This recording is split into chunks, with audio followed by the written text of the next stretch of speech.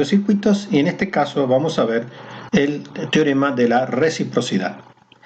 Para explicar este teorema vamos a hacer en forma similar lo que veníamos haciendo en el teorema de la superposición. Vamos a tomar una red pasiva, solamente que le vamos a conectar solamente dos generadores, E1 y E2, y vamos a expresar las ecuaciones de este circuito a partir de corriente de las mallas. Bien, podríamos haberlo hecho también con tensiones nodales. Por lo tanto, vamos a tener una ecuación que está formada. La primera expresión va a ser la ecuación de la malla 1, la ecuación 2 va a ser la ecuación de la malla 2, y así cada una de ellas. Nótese entonces que tenemos un generador E1 y un generador E2 solamente aplicados, y los otros generadores son ceros.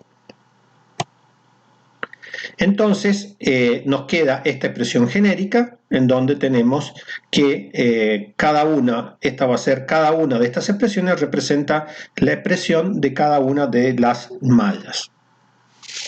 Y aquí entonces reconocemos que I1 es la corriente de malla 1, I2 la corriente de malla 2, I3 la corriente de malla 3. Como dijimos antes, E1 y E2 son las únicas dos fuentes que hemos puesto exteriormente. Dentro de esta red pasiva solamente hay resistencias, o puede ser inductancia o capacidad, pero por ahora lo hacemos solamente con resistencia.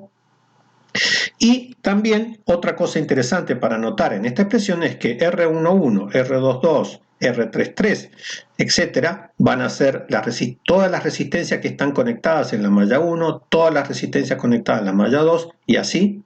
Y los elementos que están, vemos que esta diagonal es positiva, y los elementos que están con valores negativos simétricos a la diagonal principal, la R12, la R21, etcétera, son las resistencias comunes que hay, por ejemplo, entre la malla 1 y la malla 2, los elementos comunes que hay entre la malla 3 y la malla 1, y así sucesivamente.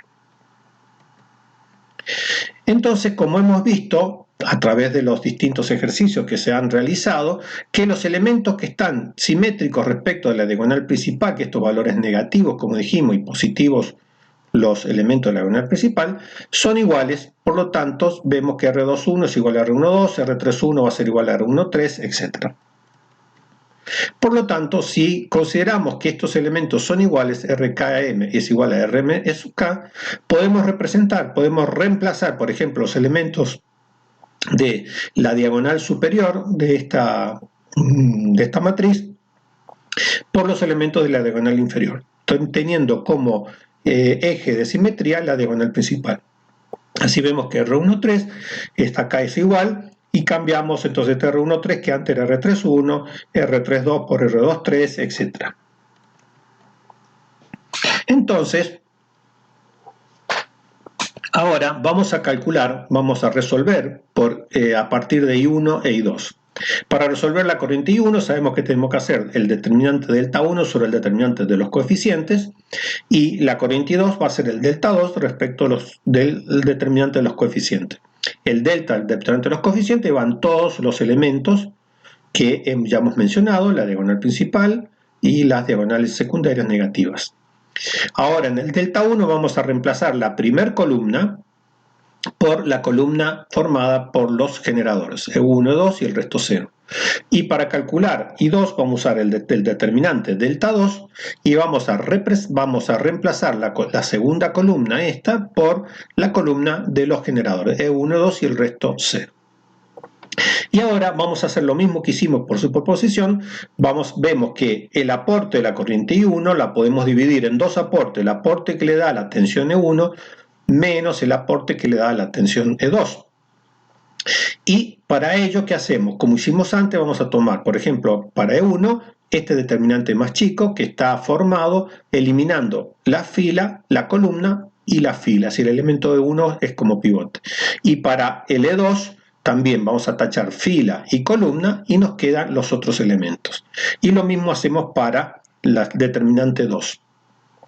Por lo tanto, vemos que si hubiésemos resuelto por superposición, vemos entonces que la corriente I1 va a depender, como dije, de E1 y E2. Lo mismo, la corriente 2 va a depender del valor que tenga E1 y el valor que tenga la E2.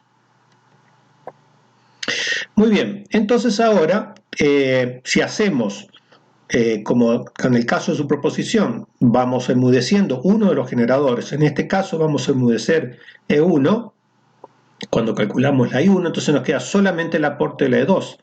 Y en este caso, para la I2, vamos a eliminar el aporte de E2, hacemos E2 igual a 0 y dejamos solamente el aporte de E sub 1.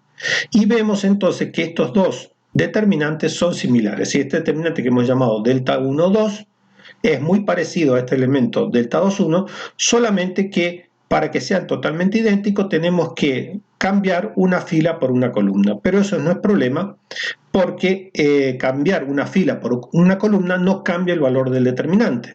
Por lo tanto, nos queda que este determinante es igual a este determinante. Delta 1, 2 es igual a delta 2, 1. Y esto nos da ahora una aplicación circuital interesante. Entonces vemos que si mantenemos entonces E1 igual a 0 para el primer caso y E2 igual a 0 para dos casos, nos queda que I1 sobre E2 es igual a I2 sobre 1. Y lo mismo que si lo hubiésemos resuelto por tensiones nodales, nos queda E1 sobre I2 y E2 sobre I1. Fíjense otra cosa interesante, que si I1 lo medimos con un amperímetro y E2 es un generador de tensión, vemos que el amperímetro tiene baja resistencia. Y el generador de tensión también debería tener una baja resistencia para que no se consuma toda la tensión en la resistencia. Lo mismo de este lado, si E1 lo medimos con un voltímetro, tiene que tener una impedancia alta, y lo mismo que el generador de corriente tiene que tener una impedancia alta. Entonces, estas relaciones nos dicen lo siguiente, que una fuente ideal de tensión y un amperímetro colocado en cualquier rama de una red pasiva, lineal y bilateral, puede intercambiarse sin que cambien los números de las lecturas en cada uno de ellos. Y lo mismo que dijimos acá, intercambiar generador de tensión con amperímetro, lo podemos ir acá con voltímetro y intercambiarlo con la posición con un generador de corriente. Lo vemos esto en el siguiente circuito. Por ejemplo, tenemos un circuito donde hemos conectado un generador de tensión y un amperímetro, y supongamos que queremos ver cuánto hubiésemos medido con el amperímetro. En este caso, resolviendo, nos queda que es 2,5 amperes. Ahora, si este amperímetro lo coloco de este lado, si lo trastoco las posiciones de amperímetro con voltímetro, vemos entonces que si resuelvo nuevamente, vemos que el amperímetro vuelve a medir 2,5. El hecho que sea negativo en este caso es simplemente porque las direcciones de las corrientes que le hemos puesto son opuestas, pero es lo mismo. Así que ahí queda demostrado el principio que hemos conversado. Otros teoremas también interesantes, bastante sencillos, pero muy útiles a la hora de resolver circuitos, sobre todo para intercambiar y particionar los circuitos, es el teorema de la sustitución, que dice que si conozco la tensión, la mido, por ejemplo, en un par de terminales, puedo reemplazar esta tensión por un generador de tensión. Y si conozco la corriente que circula por una rama, lo puedo reemplazar por un generador de corriente. Y esto es lo que vamos a hacer acá. Tengo este circuito que en este caso es muy simple, pero yo podría ser una parte de un circuito más grande, y estos son simplemente las partes equivalentes de circuitos más complejos. Yo podría, por ejemplo, si quiero calcular E3, calcularlo por partes, o supongamos que esto ya lo conozco de antes. Entonces, ¿qué hago? Desconecto esta parte y calculo, por ejemplo, su resistencia equivalente.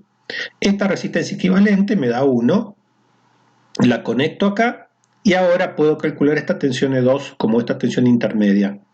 Entonces, bueno, una vez que calculé la tensión E2 intermedia a través de la aplicación de esta resistencia equivalente, este circuito equivalente que está acá, ahora puedo calcular la E3 aplicando este generador E2, aplicarlo directamente en esta resistencia equivalente acá.